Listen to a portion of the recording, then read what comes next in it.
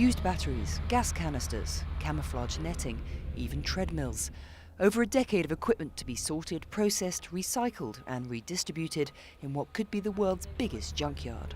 Just think we've been here 10 years now, so there's been a lot of accumulation of equipment. There's bee huts, originally there were tents, so it's a lot of construction and improvements to the country, things that we've brought and then things that the Afghan partners have assisted us in building as well.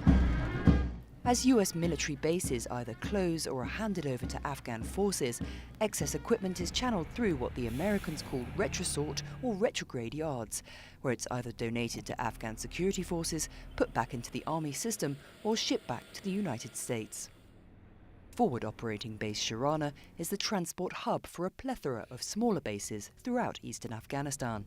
Private First Class Malika Williams has the task of sorting through millions of items, categorizing them, pricing them, and either giving them to US Army units or shipping them on. Inside we've got tow bars, we've got Bobcat tires, fire extinguishers, wires to hook up commo equipment. What types of commo equipment, I can't tell you because I don't know. It's about insect repellent, rat traps, fly swatters, all kinds of icky stuff. I have no idea what this is.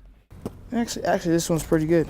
We've had brand new engine and transmission packs. They're almost about $30,000 a piece, and we had 28 of those, and they were brand new. Units came and picked them up and put them in their trucks, and they were ready to go. From Sharana, equipment is flown or shipped to another retrosort yard at Bagram Airfield, the US Army's main Afghan hub for redistributing military equipment.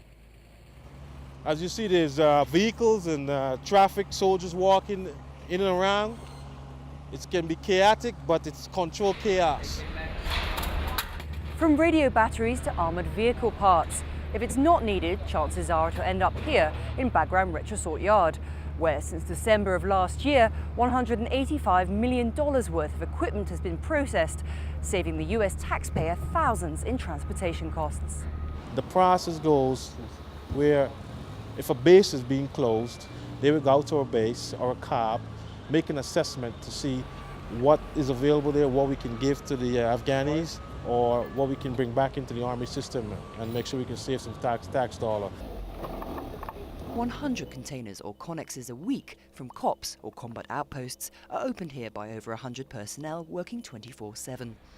Then there are soldiers and contractors visiting every day, hoping to pick up something for free. For Lieutenant Rose, saving money is the key to his work. That means every item must be individually priced. If it's under $25 US, he'll make sure it's reused in country. We will not send it back to the United States in a connex which can cost over $15,000 just to ship toilet paper or print cartridges.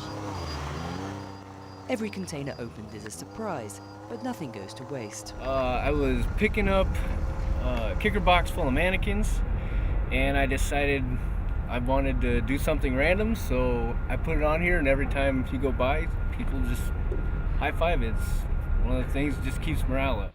Responsible drawdown also means the US must dispose of hazardous materials and faulty ammunition, which could hurt soldiers and civilians alike. This is done through carefully controlled explosions. Oh yeah. But in the end, it's all part of a process through which Afghan forces are expected to take responsibility for their own operations and ISAF forces to transition to a mentoring role, something which soldiers on the ground say is already happening. This is Ruth Owen in Afghanistan for the NATO channel.